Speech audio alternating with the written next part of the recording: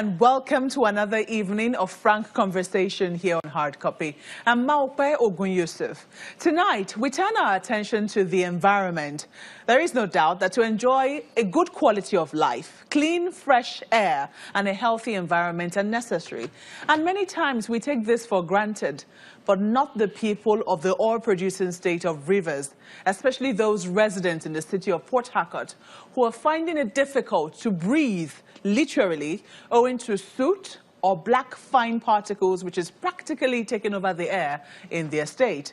The state government says it's taking the problem seriously, but blames the federal government and international oil companies for the problem, saying they own the refining companies responsible for the situation. They've even threatened to sue, alleging that there's a plot on the part of the federal government to depopulate River State.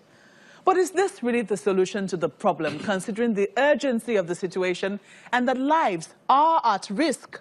My guest tonight is the Attorney General and Commissioner for Justice in the state, Honorable Emmanuel Aguma, who's also a senior advocate of Nigeria. Honorable Aguma, welcome to Hard Copy. Thank you very much for inviting me over. It is interesting I'm speaking to you instead of the Commissioner for Environment, but when legalese is about to be involved, I guess, it's in order that we talk to you. Let us first of all talk about what the River State government has done to tackle the problem of soot in the state. The River State government has acted within the limits of its powers in trying to tackle the issue of soot. And basically, what it has done is to set up its own cabinet committee to discover what the causes are, the extent of the damage.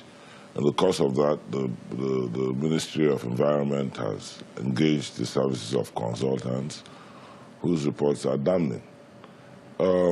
There's very little the River State government can do in real time to stop the soot.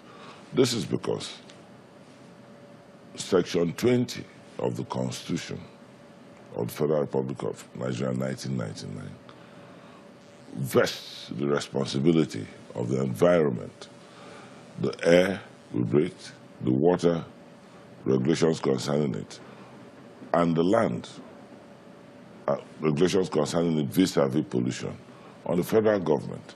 And pursuant to that, the federal government set up the Federal Environmental Protection Agency with full powers. In fact, I am not just saying this. I'm not just ascribing responsibility to the federal government.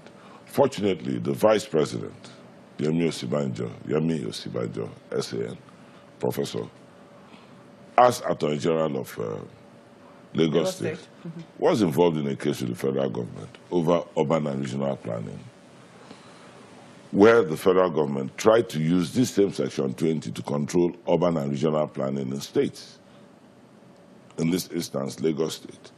And the Supreme Court decided very clearly and unequivocally that in terms of urban and regional planning, which is the physical planning in the state, it vests in the state governments. But in terms of air control, water quality control and all that, it vests firmly in the federal government. That has been the decision since 2003. And even the Supreme Court there said that it was true, it was because of this Section 20 that organizations like the FEMA, the Federal Environmental Protection or Management Agency and all that, FEPA, Federal Environmental Protection Agency, and all that, have their raison d'etre. But you have a Commissioner for Environment, and you have a Ministry for the Environment. What then is their job in River State? The law says that each state, each local government should also endeavor to create similar bodies. However, the investigative powers, the prosecutorial powers, the punishment powers of environmental matters like this are vested in the courts through the Federal Environmental Protection Agency. For instance, Section 18 of that law vests in that agency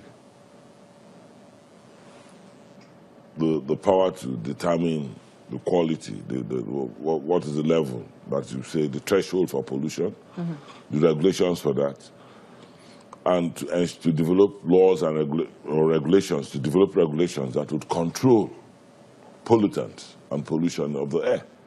And goes further again, to give them powers of investigation.